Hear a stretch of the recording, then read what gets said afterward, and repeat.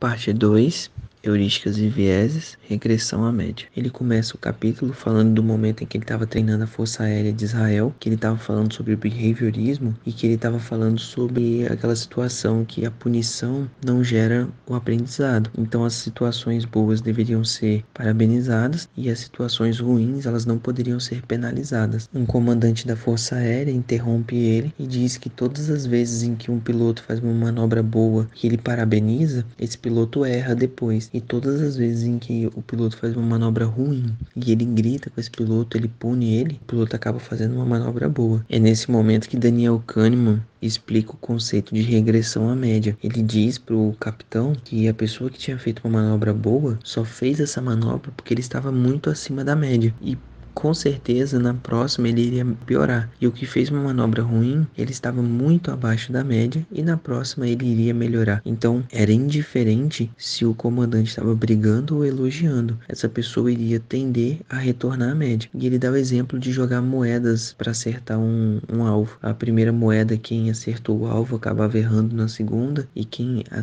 errou na primeira acabava acertando na segunda, tendendo à média. Outra parte do capítulo ele fala a respeito de talento e sorte. Ele cita um jogo de golfe e aí ele fala que a pessoa que terminou pro primeiro dia do campeonato em primeiro lugar, ele tem um talento acima da média, mas ele também teve uma sorte acima da média. E a pessoa que terminou em último lugar no campeonato, ele tem uma deficiência no talento dele, né? Ele é ruim, acima da média, e ele teve uma falta de sorte também acima da média. E aí a única conclusão que a gente pode chegar disso é que no segundo dia, o que ficou em primeiro lugar, por ele ser talentoso acima da média, ele vai ter um resultado acima da média, porém a chance da sorte continuar tão boa assim para ele é menor. Então ele tende a ter um resultado menor, mais próximo da média. E a pessoa que teve o pior resultado do primeiro dia, por ela não ter um talento muito bom, ela vai ficar abaixo da média, mas a falta de sorte dela também tende a ser menor. E por isso ela tende a melhorar o resultado dela. Isso acontece por causa do conceito de regressão à média. Lógico que não todos os jogadores terão esse mesmo desempenho de regredir à média, mas a tendência é que os extremos de fato regridam à média. Outra contestação de que essa lei do regressão à média ela é forte é que se pegarmos o resultado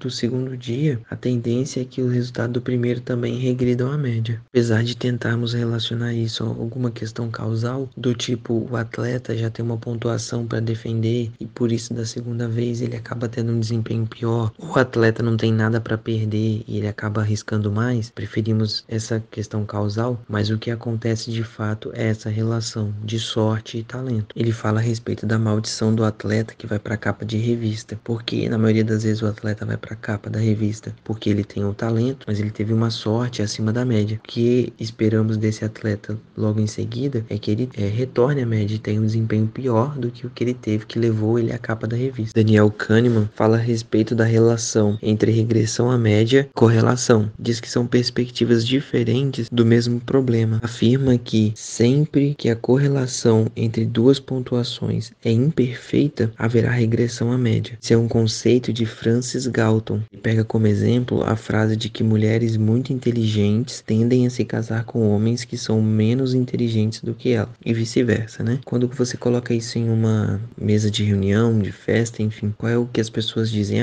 Quem é inteligente não quer competir em inteligência com o seu par, então procura uma pessoa menos inteligente. Ou as pessoas que são muito inteligentes acabam sendo estereotipadas e não conseguem se relacionar com outras pessoas inteligentes. Independente da causalidade, o que pode ser constatado é que a correlação entre a pontuação de inteligência de um casal é menor do que perfeita, é menor do que 1. Então, alguém vai ser mais inteligente do que o outro. E aí ele explica a questão da regressão à média. Então, se um é mais inteligente, o outro é menos, para que tenha regressão à média. Em um certo momento do livro, ele diz que explicações causais serão evocadas quando a regressão à média for detectada, mas estarão erradas, pois a verdade é que a regressão à média possui uma explicação, mas não possui uma causa. Eu não posso citar motivos para isso. Eu sei que isso existe, mas os motivos eles já são condicionados por alguma situação da nossa cabeça. Em resumo, o nosso sistema 2 ele fica com dificuldade de aprender porque ele não consegue encontrar uma relação justa entre regressão à média e correlação, e o nosso sistema 1 ele fica perdido porque ele procura causalidade em tudo. Entra na questão das pesquisas. Ele diz que as pesquisas devem ser feitas com um grupo de controle e esse grupo de controle ele deve ser submetido a um placebo. Por exemplo, se eu digo que crianças com depressão melhoram com contato a animais, eu preciso encontrar um placebo para essas crianças com depressão e submeter o outro grupo